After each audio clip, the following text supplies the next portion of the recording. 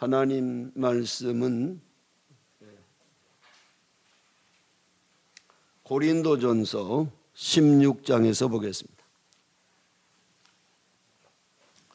고린도전서 16장 15절에서 18절까지 제 성경으로 285페이지입니다.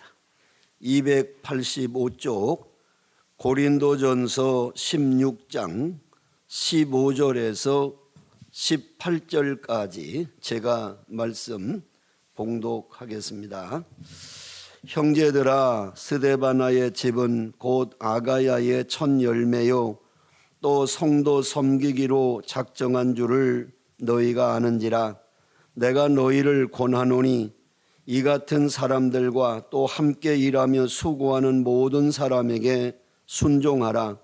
내가 스데바나와 부도나도와 아가이고가 온 것을 기뻐하노니 그들이 너희의 부족한 것을 채웠음이라. 그들이 나와 너의 마음을 시원하게 하였으니 그러므로 너희는 이런 사람들을 알아주라. 아멘. 영국의 경험주의 철학자였던 프랜시스 베이컨이라고 하는 사람은 인간을 분류하기를 세 가지로 분류를 했어요. 그러니까 모든 인간을 보면 세 종류의 인간으로 나눌 수가 있는데 그 첫째가 바로 뭐냐면 거미 같은 인간이 있다는 거예요. 이 거미 같은 인간은 뭐냐면 이 세상에 없어야 좋을 인간으로서 이기주의적인 인생을 사는 사람이라는 거예요. 자신의 욕망과 생존을 위해서는 타인의 실수와 실패와 죽음을 이용해서 자신의 목적을 이루어가는 사람. 우리가 거미라고 하는 곤충을 보면은요, 노력하고 수고해서 살아가는 곤충이 아니에요. 아주 음침한 데다가 거미줄 쳐놓고 날아가는 납이나 다른 곤충들이 걸리면 싹 잡아먹고 또 가서 숨어 있다가 또 다른 어떤 곤충이 걸리면 잡아먹는, 자신의 노력과 수고와 힘을 다해 사는 것이 아니라 항상 다른 사람의 실수와 실패를 이용해서 자신의 생존을 이어가는 곤충. 그러니까 이런 거미 같은 인간은 이 사회와 이 세상에 없어야 좋을 인간의 유형이다. 이렇게 해석을 했어요. 두 번째는 어떤 인간이 있느냐? 개미 같은 인간이 있다는 거예요. 이 개미 같은 인간은 있어도 좋고 없어도 좋을 개인주의적 인생. 여러분, 개미는 열심히 땀 흘려서 일하지만 남에게 줄 줄도 모르고 남에게 받을 줄도 모르고 그저 저보로 저먹고 사는, 남의 것을 빼앗을 줄도 모르지만 남에게 베풀 줄도 모르는, 그저 저보로 저먹고 살겠다라고 하는 인생의 유형을 말하고 있어요. 그래서 이 개미 같은 인간은 있어도 좋고 없어도 좋을 인간의 유형이다. 이렇게 해석을 했어요. 그리고 세 번째는 어떤 인간이 있느냐? 꿀벌 같은 인간이 있다는 거예요. 이 꿀벌 같은 인간은 꼭 필요한 인간인데 다른 말로 말하면 이타주의적 인간. 우리가 꿀벌을 보면 열심히 꽃을 찾아서 꿀을 모아가지고 자신도 먹지만 인간들에게 제공하고 또 꽃과 꽃을 다니면서 수종을 시켜서 열매를 맺게 하는 이 꿀벌 같은 유형은 자기의 생존을 위해서 태만하지 않지만 다른 사람의 필요를 채워주는 이 세상에 꼭 필요한 인간의 유형이다. 이렇게 해석을 했어요. 그렇다고 한다면 오늘 저와 여러분은 어떤 인간의 유형에 속한다고 생각합니까? 나는 거미 같은 인간으로 이 땅에서 없어야 좋을 인간의 유형인가? 아니면 개미같이 남에게 피해도 주지 않지만 유익도 주지 않는 그저 있어도 좋고 없어도 좋을 인간의 유형인가? 아니면 정말 이 사회에 아니면 어느 곳이든 내가 서 있는 곳에 꼭 필요로 하는 인간의 유형인가를 스스로 질문해 보세요. 나는 어떤 유형의 인간에 속하는가? 여러분, 굉장히 중요한 얘기예요. 저는 오늘 이 프랜시스 베이컨이라고 하는 경험주의 철학자가 얘기한 내용이 성경에도 동일하게 나와 있더라고요. 여기에 보면은 누가복음 10장 30절 37절에 보면 선한 사마리아인의 비유가 나오잖아요. 어떤 사람이 예루살렘에서 여리고로 내려가다가 강도를 만나서 거반 죽게 되었을 때에 그 강도 만난 사람을 살려주는 선한 사마리아인의 이야기 잘 알잖아요. 근데 우리가 여기에 보면은 똑같은 유형이 나와요. 강도 같은 사람은 이 세상에 없어야 좋을 사람이에요. 지나가는 사람에게 해하고 살인하고 돈을 뺏고 이런 강도 같은 사람은 거미같이 이 땅에 없어야 좋을 사람이에요. 그러나 지금 이렇게 강도를 만나 죽어가는 사람에게 살려달라고 하는 아우성도 외면한 채 지나가는 제사장이나 레위인 같은 사람은 있어도 좋고 없어도 좋을 인간의 유형이랍니다. 그러나 서로 원수같이 관계가 좋지 않았지만은 죽어가는 사람의 영혼을 살리는 이 선한 사마리아 사람은 바로 꿀벌 같은 이 땅에 꼭 필요한 사람의 유형이 아니겠는가 하는 생각을 가져봅니다. 자, 오늘 본문의 말씀은 바울이 고린도 교회에 대한 부탁과 작별의 인사를 하는 내용의 말씀이에요. 바울이 소아시아 중심의 에베소에서 머물고 있을 때 고린도 교회에서 세 사람의 신실한 일꾼들이 찾아와서 그 바울이 세웠던 고린도 교회의 사정을 바울에게 잘 전해줍니다. 이때 바울이 그 세 사람의 이야기를 듣고 기뻐하면서 그들을 칭찬하고 또 이런 사람들, 이와 같은 신실한 하나님의 사람들을 너희들이 알아주고 저들의 말에 순종하고 저들을 칭찬하라고 하는 부탁의 말씀을 하고 있는 내용이 오늘 본문에 나오는 말씀이에요. 특별히 오늘 이 말씀을 가지고 함께 우리가 은혜를 나눌 제목을 신실한 일꾼이다 이렇게 잡아봤어요. 신실한 일꾼. 자, 바울이 추천하고 이렇게 고린도 교회에 이 사람들에게 순종하고 이 사람들을 알아주고 이 사람들의 말을 따라서 이 사람들의 삶을 따라서 너희도 살 것을 부탁했던 이 신실한 일꾼, 여기에서 특별히 저는 한 사람을 주목합니다. 다시 말하면 그 세 사람 가운데 스데바나라고 하는 한 인물을 오늘 주목해 보려고 합니다. 자, 오늘 여기 나오는 이 스데바나라고 하는 사람을 바울이 추천하고 있는데, 자, 이 스데바나라고 한 사람은 과연 어떤 사람인가? 아마 여러분이 수십 년 신앙생활을 했어도 아브라함이나 다윗이나 뭐 여러 모세나 잘 알지만은 성경을 정말 많이 보지 않은 사람은 스데바나라는 사람이 성경에 있어? 알지도 못하는 사람이 태반입니다. 그런데 왜 사도 바울이 이렇게 스데바나라고 하는 사람을 신실한 일꾼으로 소개하고 있을까? 여기서 한번 이 말씀을 통해 주목해 보자는 거예요. 그리고 오늘 이 시대를 살아가는 우리가 바로 이 스데바나와 같은 신실한 일꾼으로 살아가자는 거예요. 자, 그러면 먼저 이 스데바나라고 한 사람을 성경에 찾아보니까 몇 번 기록이 되어 있지 않아요. 첫 번째 기록이 뭐냐? 이 스데바나라는 사람은 바울이 직접 침례를 준 사람이었어요. 여러분, 고린도전서 1장 16절에 보니까 거기에 이 스데바나 얘기가 나오는데, 내가 또한 스데바나의 집 사람에게 침례를 베풀었고 그 외에는 다른 누구에게 침례를 베풀었는지 알지 못하노라. 여러분, 바울을 연구해 보면요, 침례 준 사건이 몇 번이 없어요. 왜 그러냐면 이 고린도 교회라고 하는 교회가 대단히 이 분파가 많았어요. 예수파, 뭐 아볼로파, 바울파, 이래가지고 이 분당이 굉장히 많이 일어나가지고 분쟁과 파벌이 아주 심각했어요.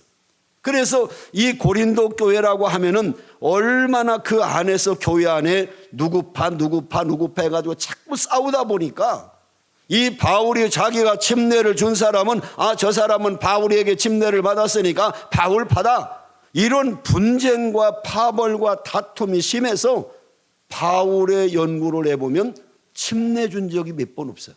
그런데 그 바울이 침례를 주었던 사람 중에 유일하게 스데바나라는 사람이 기록되고 있다는 거예요. 그러니까 아마 이 바울의 생에 있어서 자기가 침례 준 적이 몇 번이 없는데 그 몇 번 주지 않은 사람 가운데 이 스데바나라고 하는 사람이 얼마나 중요한 인물이었었는가를 성경에서 기록해 주고 있다는 거예요.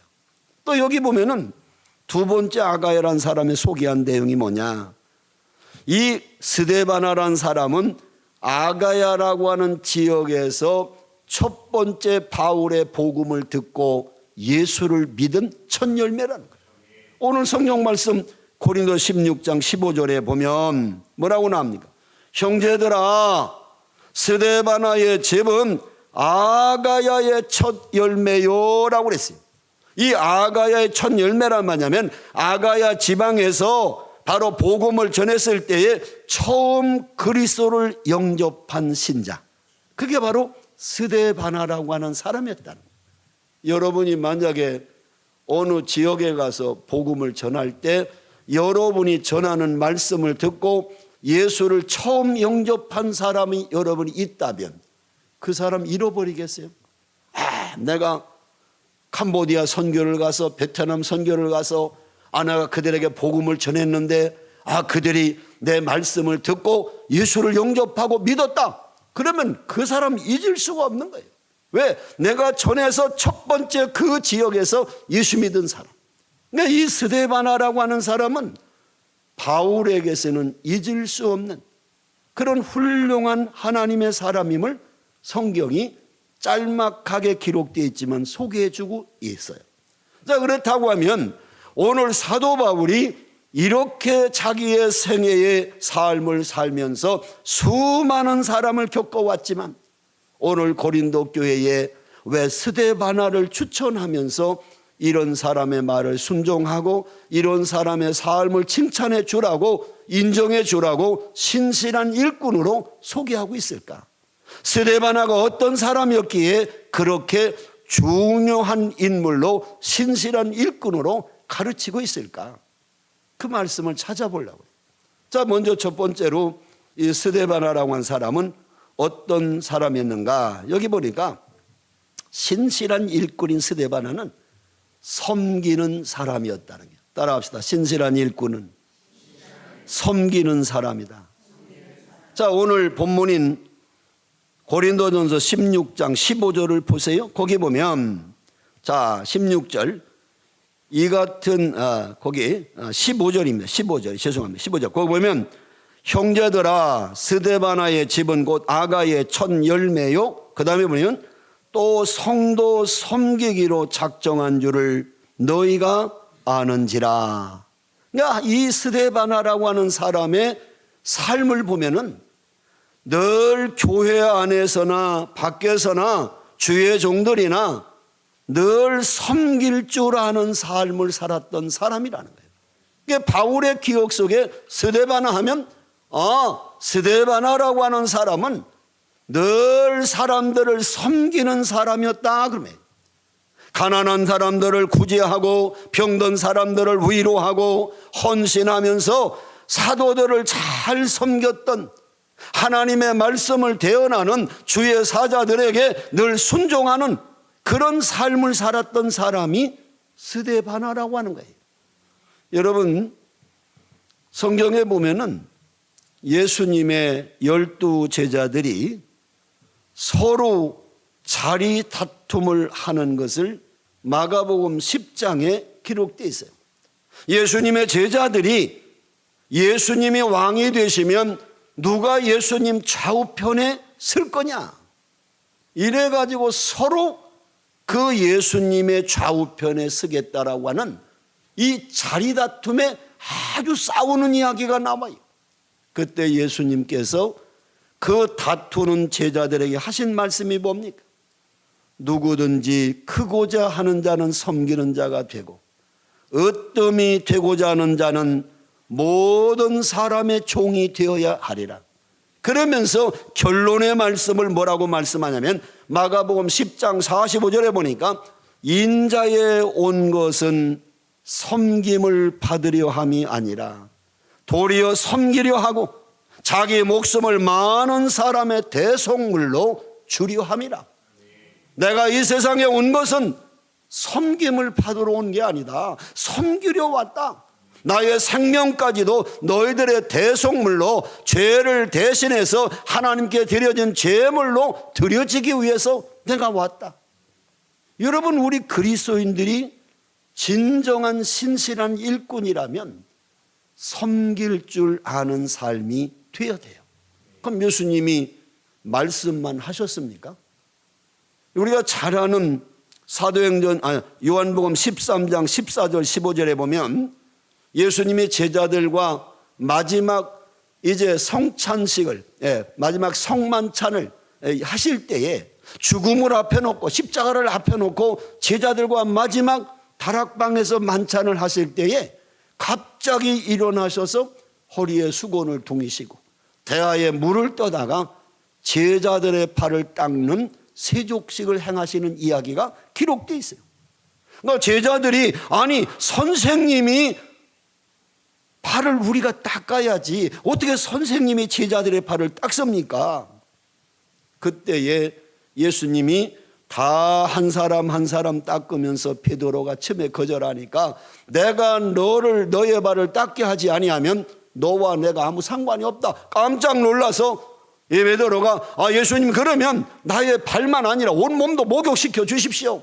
그러니까 예수님이 이미 목욕한 자는 더러워진 발만 닦으면 되느니라 하면서 발을 닦아주시잖아요. 그리고서 주님이 하시는 말씀이 뭡니까? 내가 주와 또는 선생이 되어 너의 발을 씻었으니 너희도 서로 발을 씻어주는 것이 옳으니라. 내가 너희에게 행한 것 같이 너희도 행하게 하려 하여 본을 보였노라. 너희도 가서 이렇게 세족식 하라고 본을 보였다는 거예요. 예수님이. 이게 어떻게 하라는 거예요? 우리가 그렇게 섬김의 삶을 살으라는 거예요. 저희들은 제가 현직에 있을 때는 매년 여름에 선교를 갔었어요. 성도들을 데리고.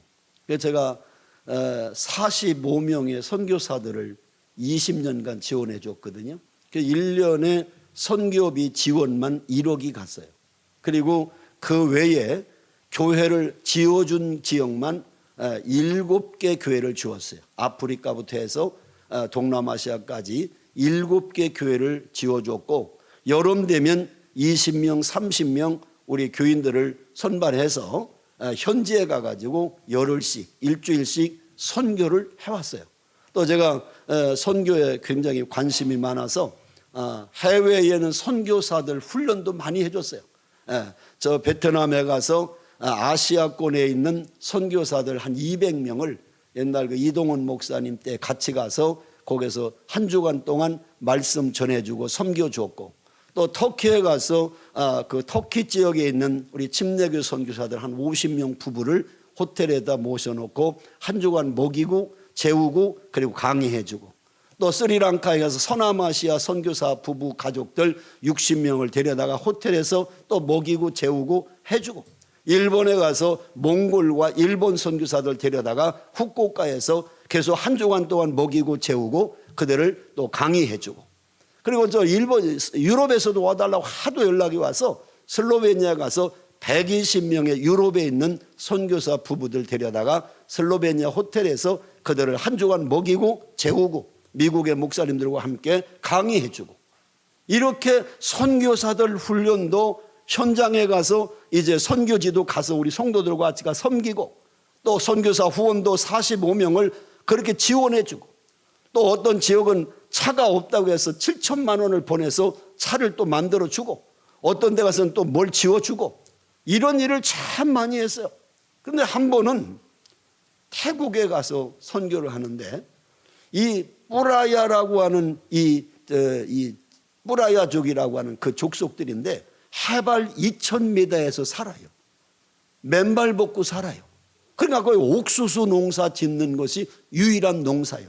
그래서 얼마나 맨발 벗고 사는지 그 지역에 이제 오랫동안 제가 정태영 선교사를 지원해 줬는데 이제 선교를 한번 좀 가야 되겠다고 했더니 그 오시라고. 그래서 이제 몇 달 전부터 준비를 했는데 계속해서 그날 가야 될 때가 가까워 오는데 기도하면 기도할수록 어떤 일이 벌어지냐면 자꾸 세족식을 하라고 하는 이 감동이 오는 거예요. 제가 새벽마다 기도하는데.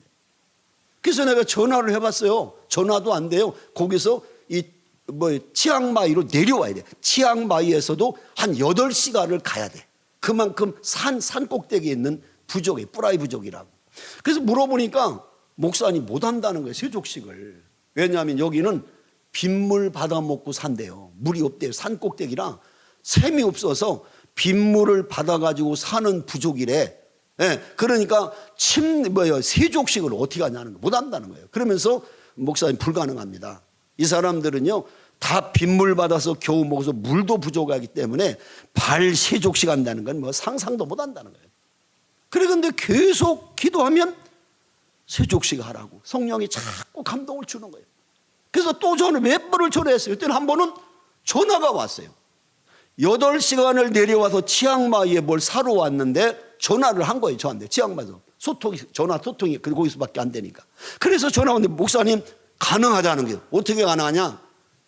그 산족 뿌라이 부족을 위해서 이 선교사님이 그 산 꼭대기 거기다가 이 양어장을 이렇게 만들었대. 세면으로 양어장을 크게 만들어서 잉어를 길러가지고 그들에게 그 단백질 보충을 해줬대. 그 먹지를 못하니까 생선이 먹어본 적이 없으니까 그걸 길러서 그들에게 이렇게 제공해주기 때문에 큰 이 물탱크처럼 세면으로 큰 이 양어장을 만들어 놓은 게 있다는 거예요. 근데 비가 갑자기 어마어마하게 내려가지고 그 물이 넘칠넘칠하는데 이미 잉어는 다 제공해서 아무것도 없는 빈 그 잉어장 위에 물이 넘실넘실하니까 가능하다는 거예요. 이번에 갑자기. 그래서 제가 그러면 플라스틱 대야를 내려왔으니까 8시간 또 올 수 없으니까 대야를 내가 가서 돈 줄 테니까 플라스틱 대야를 한 30개만 사가지고 가라. 그렇게 해서 이제 가고 우리가 한 주간 있다가 갔어요. 태국을. 그 치앙마이 태국으로 갔다가 다시 치앙마이를 가서 거기서 다시 이 트럭을 타고 8시간을 꼬불꼬불 올라가 산으로 가봤어요. 그러니까 사번에서 이제 가서 첫날 화요일 날 도착해가지고 그 다음날 수요일 날 첫 번째 그들을 만나는데 300명 정도가 모였어요. 300명 정도. 여러 곳에서 오는 거예요. 걸어서. 심지어 물어보니까 주일날 라오스에서요. 국경을 넘어서 6시간을 주일 예배 드리러 오는 성도가 있다는 거예요. 6시간 주일날. 매주 6시간 그 산악을 넘어서 와서 예배 드리고 또 6시간 또 걸어간다는 거예요. 나는 그걸 보고 대한민국의 성도들은 교회에 오는 거 아무것도 아니구나. 아니 산악 이 코브라 같은 뱀들이 있는 그 산악을 6시간 주일 예배 드리겠다고 와서 1시간 예배 드리고 그리고 다시 6시간 가라가면 여러분 교회 다니겠어요? 이렇게 신앙생활한 사람들이 300명이 모였더라니까 거기 예배에. 그래서 제가 말씀은 10분도 안 전했어요. 말씀 통역 설교 해봐야 뭘 은혜 되겠어요. 그리고서 의자를 30개 딱 갖다 놓고 그분들을 앉으면 10명 30명씩 나와서 앉히고 우리가 간 성도들하고 저하고 다 합해서 30명이 밖에 나가서 그 큰 잉어장 탱크에서 물 퍼다가 한 사람씩 발을 닦아주는데 무릎 꿇고 닦아주는데 발을 안 내놓으려고 그래. 왜냐면 발이 곰발바닥 같아. 다 맨발 벗고 산악을 다니며 농사 짓고 막 뭘 캐고 이래가지고 이게요 가죽이요 손을 댈 수가 없어. 가죽 같아. 그 발을 안 내놓으려고 하는 거야. 내놓으라 괜찮다고. 그리고 무릎 꿇고 그분들을 의자에 앉혀놓고 다 우리가 발 닦아줬어요. 그리고 수건으로 닦아주고. 그 닦아주는 세족식을 통해서 더 이상 설교니 뭐니 할 필요가 없었던 거예요. 다 울음바다가 돼버렸어요. 그러니까 온 극에 모여있는 그 300명을 그 시간이 많이 걸리면서도 30명씩 그렇게 계속 물 떠다 다시 또 닦아주고 또 닦아주고 하면서 다 울음바다가 돼버렸어요. 그러면서 그들이 얼마나 그만 몇십 년 동안 만났던 사람처럼 하나가 되는, 역사상 그분이 선교를 30년이 넘게 하신 선교사님인데 세족식을 처음 해봤다는 거예요. 처음.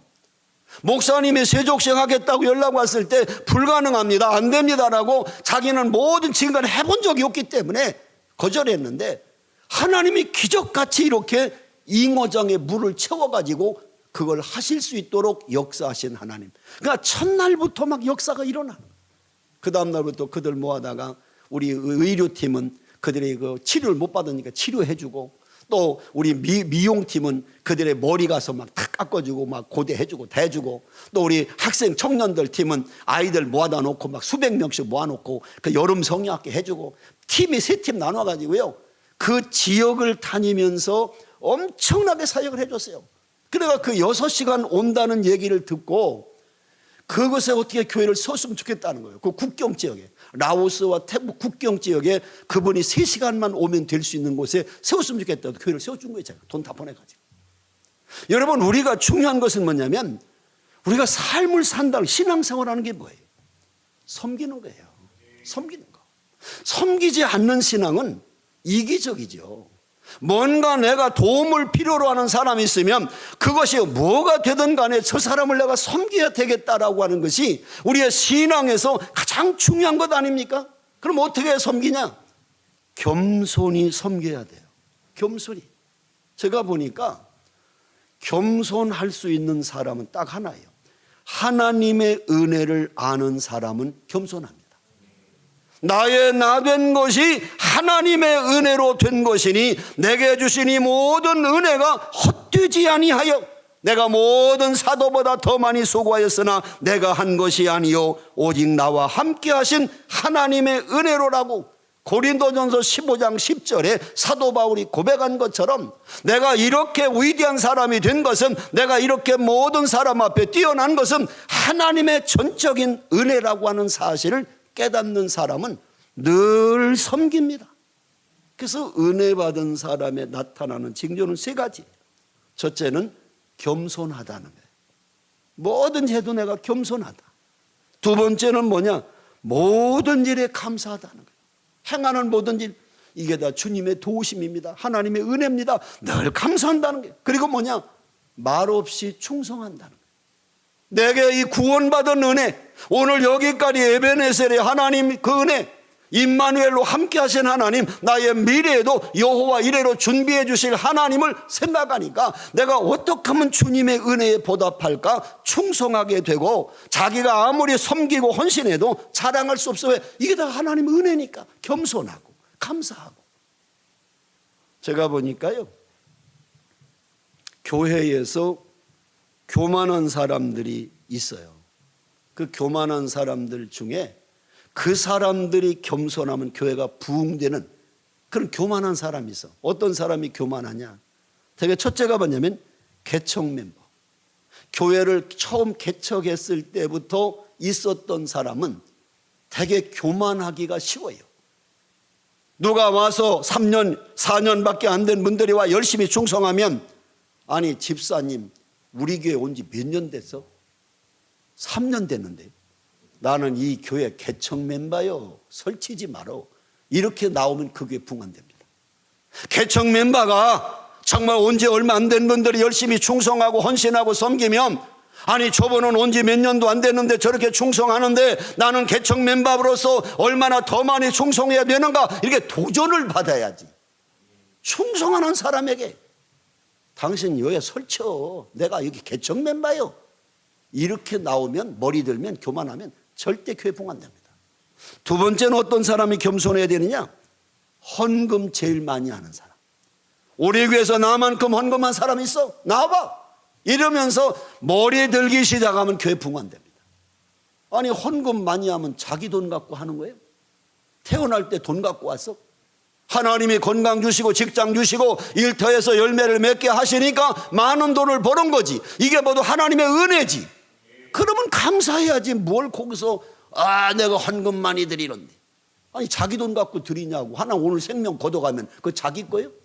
안 해요. 여러분, 교만하면 안 됩니다. 내가 헌금 많이 드릴 수 있고 11조 많이 드릴 수 있으면 감사해야 돼요. 하나님, 나에게 많이 맡겨주시니 감사합니다. 하나님의 것 하나님께 드립니다. 이런 겸손한 자세로 드려야지. 또 어떤 사람에게 겸손해야 되냐? 은사 많이 받은 사람. 교회에서 은사 많이 받은 사람이요, 아니 그 쉽게 하는 방언도 못해 하면서 자기가 은사 많이 받았다고 딱 머리 들기 시작하면 교회 붕괴됩니다. 그리고 봉사 많이 하는 사람, 교회에서 참 모든 일에들 봉사하고 하는 사람이, 아니 우리 교회에서 나만큼 봉사한 사람이 있어? 이렇게 나오면 교회 붕괴돼요. 많이 봉사하고 많이 드리고 또 개척 멤버하고 헌금 많이 했으면 다 이 모든 것이 하나님의 은혜였고 하나님의 축복이었습니다. 더 겸손하게 섬기는 삶, 그럴 때 교회가 부흥되는 거다 그 말이에요. 이해되시죠? 예, 베드로전서 5장 5절 6절에 그렇게 말합니다. 젊은 자들아 서로 겸손하고 허리를 동이라. 하나님은 교만한 자를 대적하시되 겸손한 자들에게 은혜를 주시느니라. 할렐루야. 그러므로 하나님의 능하신 손 아래서 겸손하라. 때가 되면 너희를 높이시리라. 두 번째는 시험을 참고 섬겨야 돼요. 여러분, 주를 섬기고요, 우리가 하나님 앞에 섬김에 살려면 시기 질투도 엄청나게 와요. 여러분, 주님을 섬기다 보면 수 없는 모함도 당합니다. 이럴 때에 내가 열심히 섬겼더니 수 없는 비난도 오고 시기 질투 안 내? 섬기지 않을래? 이러면 안 된다는 거예요. 주님을 섬기고 말씀대로 살려고 하면 세상에서부터도 핍박이 오고 교회 안에서도 시기 질투가 와요. 그거 개의치 말고 주님을 섬기는 동안에는 어떤 시험과 고난이 와도 참고 견디고 섬겨야 된다 그 말이에요. 그 말씀을 사도행전 20장 19절에 말씀하잖아요. 유대인의 관계로 말미암아 당한 시험을 참고 내가 주를 섬겼노라라고 말하잖아요, 사도 바울이. 또한 우리가 이 섬길 때 세 번째는 열심을 품고 섬기라는 거예요. 섬길 때 열정적으로 섬기라는 거예요. 로마서 12장 11절에 보면 부지런하여 게으르지 말고 열심을 품고 주를 섬기라고 말하고 있잖아요.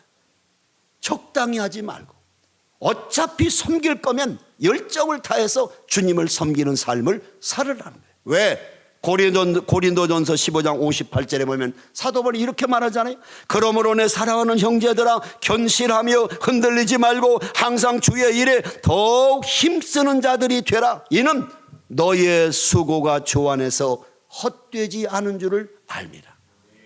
여러분이 핍박을 참고 겸손하게 열심으로 섬기면 하나님이 다 그걸 보신다는 거예요. 너희들의 그 수고와 헌신이 결단코 헛되지 않은 걸 내가 안다. 반드시 하나님이 너희들에게 보상해 주신다는 거예요.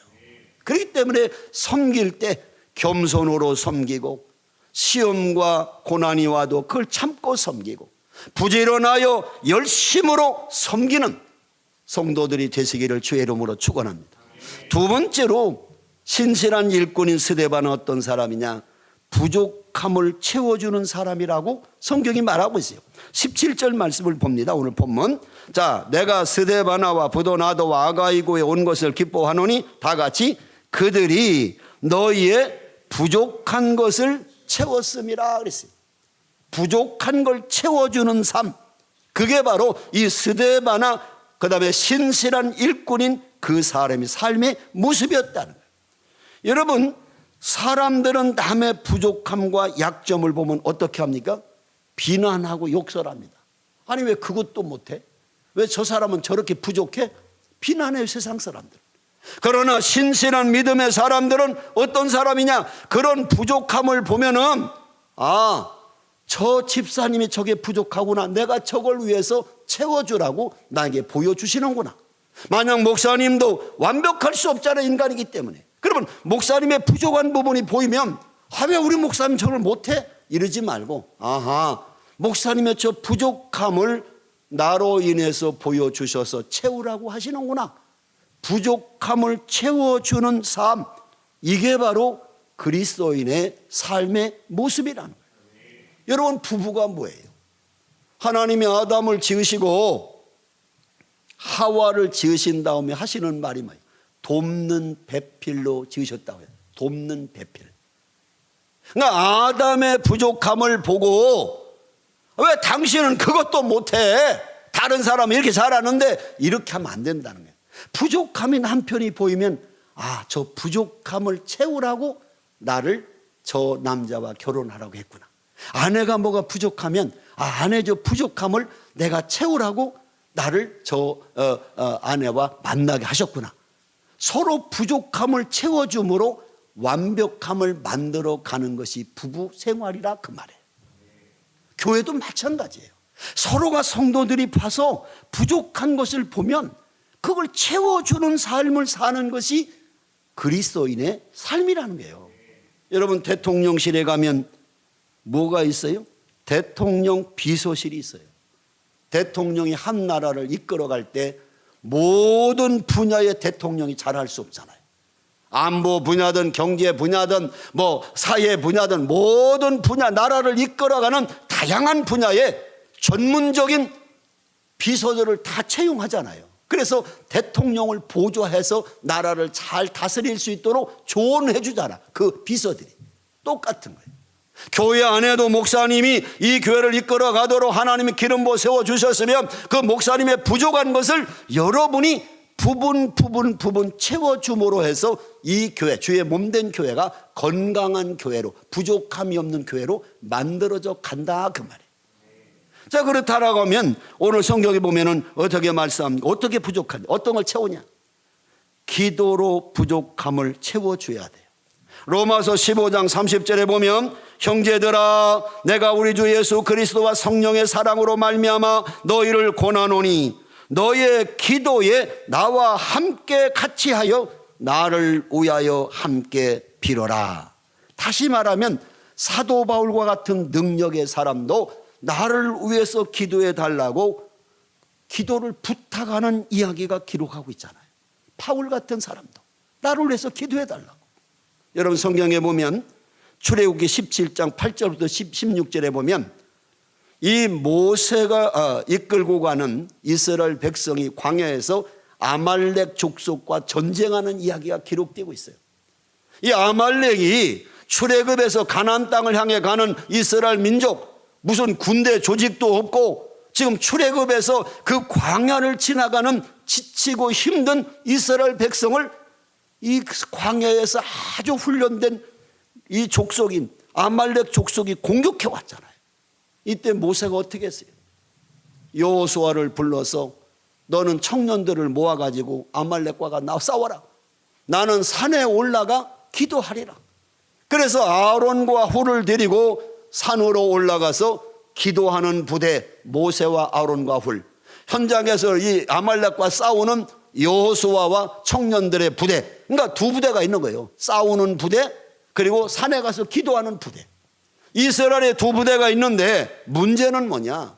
모세가 산에서 손을 들고 기도하면 여호수아가 이끄는 이스라엘 군대가 이기고, 모세가 피곤해서 손이 내려오면 아말렉이 이기고 지고 막 반복되니까 모세를 수행했던 아론과 훌이 평평한 바위를 갖다 놓고 모세를 앉히고, 한쪽 기도하는 팔을 아론이 붙들고 한쪽 기도하는 팔을 훌이 붙들고 세 사람이 연합해서 하루 해가 지기까지 기도했더니 여호수아가 이끄는 이스라엘 군대가 아말렉을 진멸했다 하는 얘기가 출애굽기 17장 8절부터 16절 나오는 얘기예요. 다시 말하면 영적 전쟁도 똑같다는 거예요. 나가서 현장에 싸우는, 마귀와 싸우는 전쟁에서 이기는 비결은 기도하는 것이 얼마나 있느냐 없느냐에 따라서 승패가 갈라진다는 거예요. 여러분이 얼마만큼 목사님의 아론과 훌처럼 기도의 동역자가 되고 기도를 지원해 주면 이 교회가 사단 마귀의 공격에서도 반드시 승리할 수 있지만, 우리가 목사님의 기도의 동역자가 되지 못하면, 도와주지 못하면 결국 쓰러질 수밖에 없어요. 왜? 마귀의 공격은 영적 지도자입니다.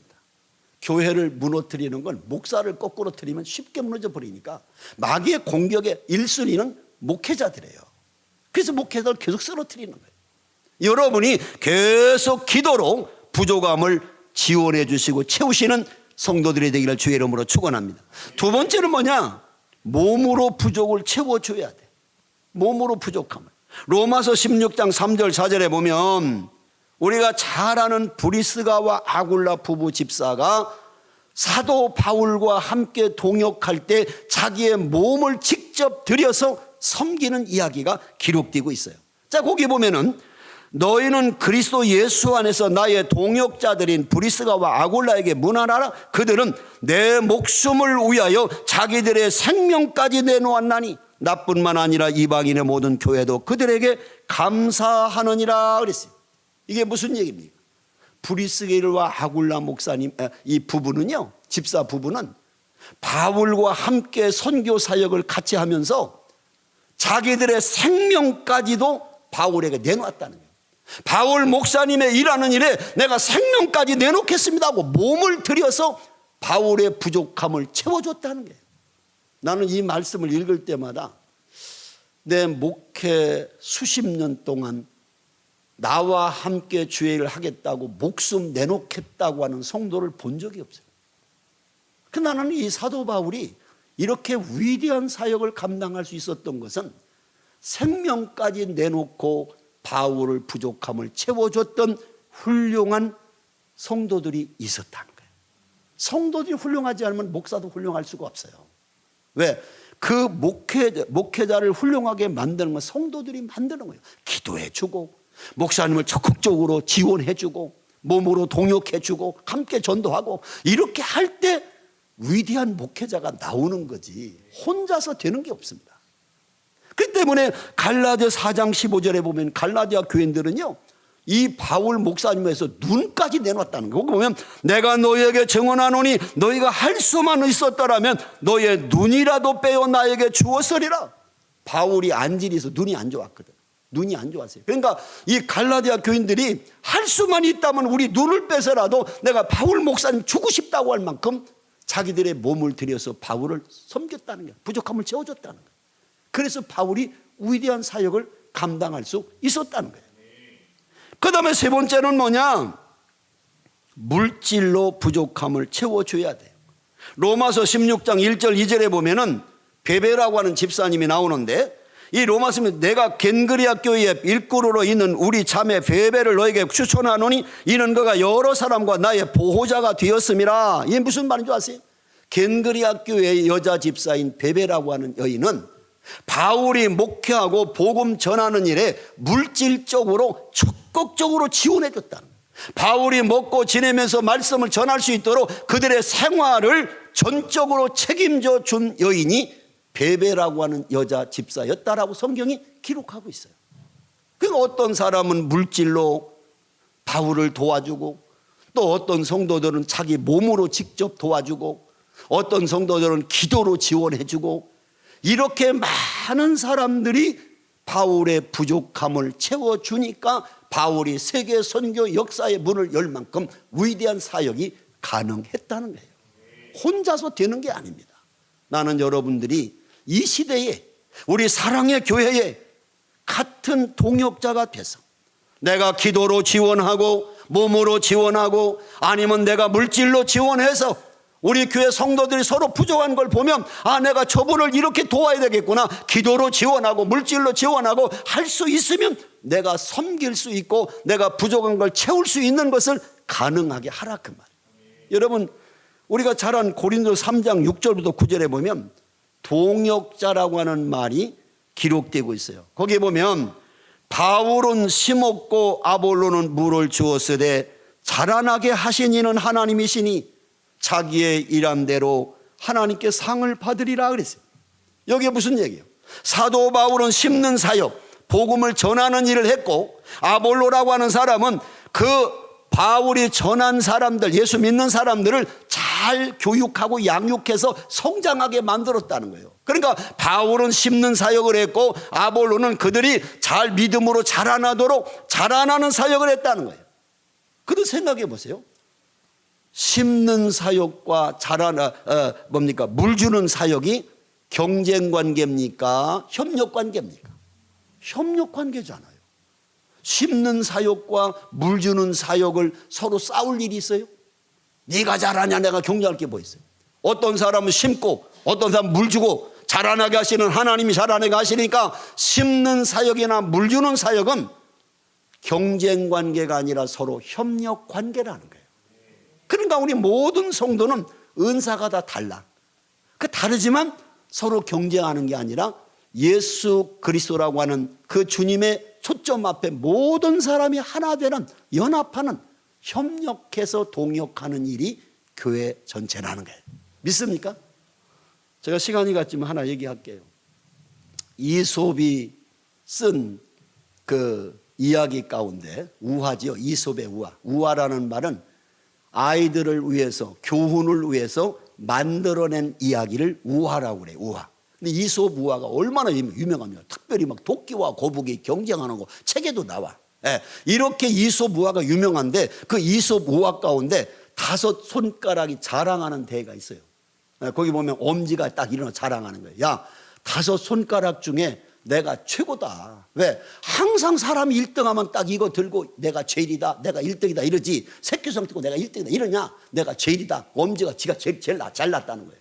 그러니까 검지가 야, 어디 사람들이 가르칠 때 엄지 가지고 이것 봐라 저것 봐라 하냐, 이것 가지고 이것 봐라 저것 봐라 하지. 내가 최고다. 그러니까 중지가 5개 중에 누가 키가 제일 잘 크냐, 내가 키가 제일 커, 내가 최고다 자랑하니까 4번째 손가락이 뭐냐면 야, 너희들 아무리 자랑하지만 다이아몬드 반지 어디다 끼냐? 이 4번째다 끼지 않냐? 내가 최고다. 아이 4 손가락에 지가 잘났다고 막 자랑하는데 새끼손가락이 가만히 있더라는 거예요. 그래서 싸우다가 4 손가락이 물었대. 새끼손가락 너는 뭐 자랑할 거 있어? 해봐. 그러니까 새끼손가락 딱 일어나더니 너희들 까불지 마라. 나 없으면 병신이요? 그러더라잖아. 이거 없으면 병신이요. 이거 없으면 얼마나 불편한지 몰라. 다 새끼손가락 없으면요, 짚는 것도 뭐 하는 거 너무 불편해. 그러니까 뭐냐, 새끼손가락도 뭐냐, 필요하다는 거예요. 있으니까 필요하니까 여기 만들어준 거 아니요. 마찬가지. 어떤 분 그래. 우리 교회에서는 뭐 나는 뭐 있으나 마나 없어도 뭐 안 나와도 뭐 문제 없어. 뭐 누가 말아주나? 절대 그렇지 않습니다. 여러분이 이 교회에 새끼손가락 같은 사람이라 할지라도 필요하기 때문에 여기 보내신 거예요. 그렇기 때문에 한 사람도 사랑의 교회 성도는 이 사랑의 교회라고 하는 공동체에 없어서는 안 되기 때문에 하나님이 보내신 거예요. 그걸 여러분이 스스로 아셔야 돼요. 아, 하나님이 내가 뭔가 이 교회에 필요해서 이 교회에 보내셨구나. 여기서 내가 새끼손가락 같이 특별한 게 없을지라도 내가 없어서는 안 되는 일이 있기 때문에 보내셨구나. 함께 동역해야 되는구나. 할렐루야. 이렇게 여러분이 깨닫고 모든 사람이 서로를 바라보며 저 사람 부족하네. 그러면 기도로 지원하고 몸으로 지원하고 물질로 지원하고 여러분이 같이 부족을 채워서 완벽한 하나의 온전함을 만들어가는 교회가 되라 그 말. 마지막 하나 하고 마칠게요. 자, 신실한 일꾼은 뭐냐? 마음을 시원케 하는 사람이라는 거예요. 자, 오늘 본문인 고린 16장 18절 말씀 봅니다. 그들이 나와 너의 마음을 뭐 했어요? 시원하게 하였으니 그러므로 너희는 이런 사람들을 알아주라 그랬어요. 쉽게 말하면 마음을 시원케 해주는 사람, 인정해주고 칭찬해주는 사람, 그게 바로 스데바나였다는 거예요. 여러분 어떻습니까? 다른 사람의 마음을 근심하게 합니까? 마음을 그냥 뻥 뚫어주게 시원케 하는 사람입니까? 여러분의 삶을 통해서 많은 사람이 정말 나는 당신만 만나면 마음이 뻥 뚫어지는 것 같아. 시원해. 뭐 10년 묵은 치증이 막 쑥 내려가는 것 같아. 이런 사람인가? 아니면 당신만 만나면 먹었던 것이 다 걸리는 것 같아. 이런 사람인가? 한번 생각해 보라는 거예요. 한마디로 말하면 여기서 말씀은 뭐냐? 바울이 힘있게 일할 수 있도록 용기와 힘을 북돋아 주었다는 거예요. 누가? 스데바나라는 이 성도가. 한마디로 위로해주고 기쁨을 주고 용기를 주는 일을, 그래서 바울이 그 스데바나를 만나면 마음이 그냥 시원하게 하는, 그 성경을 찾아봤어요. 어떻게 해야 마음을 시원케 할 수 있나? 제가 성경을 찾아보니까 첫째가 뭐냐? 순종하는 자가 마음을 시원케 한다는 거예요. 성경 말씀 사무엘상 15장 22절에 보면 사무엘이 불순종하는 이 사울 왕에게 책망하면서 하지요. 사무엘이 이르되 여호와께서 번제와 다른 제사를 그의 목소리를 청종하는 것 같이 좋아심 같이 하시겠나이까? 순종이 제사보다 낫고 듣는 것이 순양의 기름보다 나으니. 아말렉을 진멸하라고 하는 말씀을 분명히 사무엘을 통해 사울 왕에게 주었는데, 사울 왕이 아말렉을 치다 보니까 소떼와 양떼 중에 좋은 것들 주기가 아까운 거예요. 다 죽이라고 했는데 좋은 걸 다 남겨놓은 거예요. 그러니까 사무엘이 책망하는 거예요. 왜 하나님 말씀을 불순종합니까?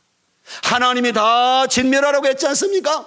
그러니까 변명해 사울 왕이. 이거 하나님께 제사 드리려고, 너무 좋은 짐승들이라 제사 드리려고. 그러니까 성경에 말씀합니다. 하나님이 당신이 불순종하면서 드리는 그 제사를 받기를 좋아하시겠어요? 하나님은 순종하는 걸 좋아하지. 그렇게 말씀하잖아요. 근데 성경에 보면 또 말씀하고 있어요. 히브리서 13장 17절에 보니까 너희를 인도하는 자들에게 순종하고 복종하라. 그들은 너희의 영혼을 위하여 경성하기를 자신들이 청산할 자인 것 같이 하느니라. 그들로 하여금 즐거움으로 이것을 하게 하고 근심으로 하게 하지 말라. 그렇지 않으면 너희에게 유익이 없느니라. 이게 무슨 얘기인 줄 아세요?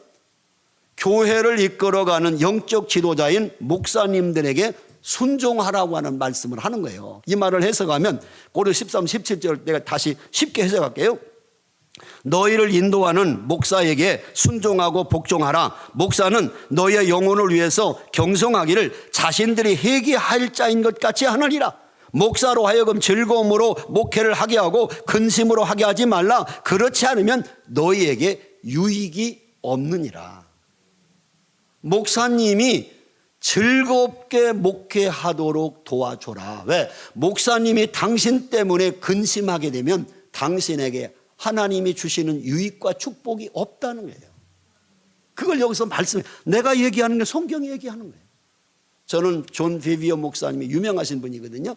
그분이 책을 수십 권을 썼어요. 그분이 쓴 책 가운데 순종이라고 하는 제목의 책이 있어요.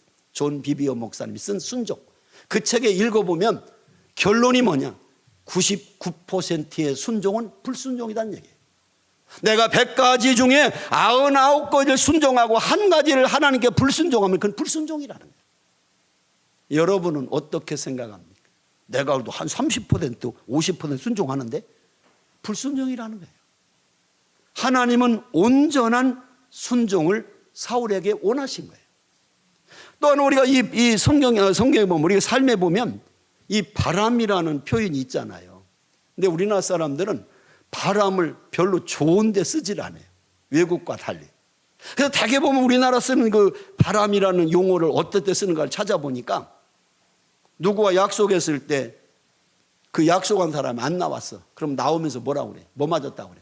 바람 맞았다고 그래. 왜? 거기다 바람을 써먹나 몰라서 바람 맞았다. 남편이 아내 두고 자꾸 다른 여자 만나면 뭐 났다고 그래? 바람 났다고 그래. 아내가 남편 몰래 자꾸 춤추려 해. 뭔 바람 났다? 춤바람 났다고 그래. 아이를 초등학교 보내놓고 엄마가 맨날 학교 찾으면 무슨 바람이라고 그래? 치맛바람이래. 많이 해보셨구나. 치맛바람이라고 그래.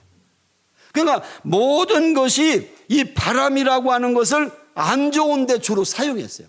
심지어 내가 보면 동요를 봐도 가지 많은 나무에 바람 잘 날 없다. 자식 많은 가정에 근심 걱정 떠날 없다. 하여튼 바람이 별로 안 좋은 데 써먹었어. 근데 딱 하나 잘 써먹었어.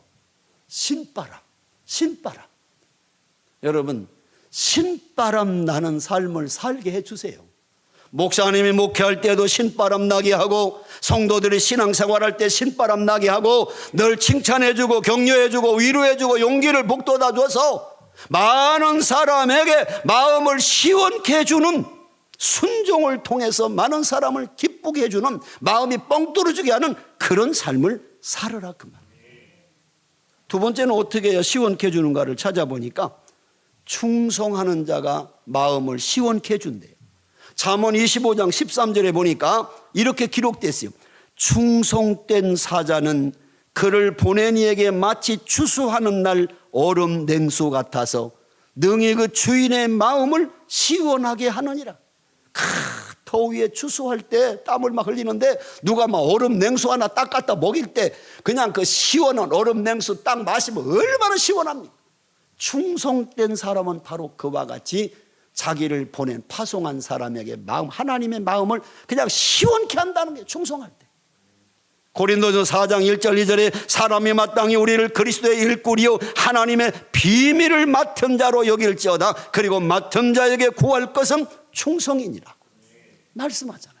그리고 하나 더 마지막 드리는 건 뭐냐, 전도하는 자가 마음을 시원케 한대. 복음을 전하는 자가 하나님의 마음도 주의 종의 마음도 성도들의 마음도 시원케 한다는 게, 잠언 25장 25절에 보니까 먼 땅에서 오는 좋은 기별은 목마른 사람에게 냉소와 같으니라 그랬어요. 여러분, 죽어가는 영혼에게 내가 복음을 전해서 그가 예수 믿고 구원받는 이 복음이 뭐요? 영어로 굿뉴스 아니에요. 기쁜 소식 아니에요. 기쁜 소식. 인간이 영원히 멸망할 수밖에 없는 인간에게 생명을 얻을 수 있는 소식. 이게 복음이 가스펠이라고 하잖아요. 복음이 뭐냐? 기쁜 소식. 여러분, 많은 영혼을 살리는 전도하는 일, 이것이 하나님을 기쁘시게 하는 것이고 주의 종을 기쁘시게 하는 것이고 많은 성도를 기쁘시게 하는 거예요. 영혼을 살리는 일. 나는 이번 성회에 여러분이 이 스데바나와 같은 충성된 일꾼이 되어서 여러분을 통하여 하나님의 나라가 확장되고 우리 사랑기 교회가 부흥되고 또 이 세상이, 이 창원이 새로운 변화를 경험할 수 있는 놀라운 은혜가 오늘 여러분들을 통해서 이루어지기를 주의 이름으로 축복합니다. 같이 기도합시다. 우리 주님 한번, 주여 한번 간절히 부르시고 통성으로 기도합니다. 하나님, 내가 스데바나와 같은 신실한 일꾼 되게 해주세요. 하나님 앞에 간절히 기도하시다가 자유롭게 돌아가시는데 이제 음악을 틀어주실 겁니다. 주여 한번 부르시고 통성으로 기도합니다. 주여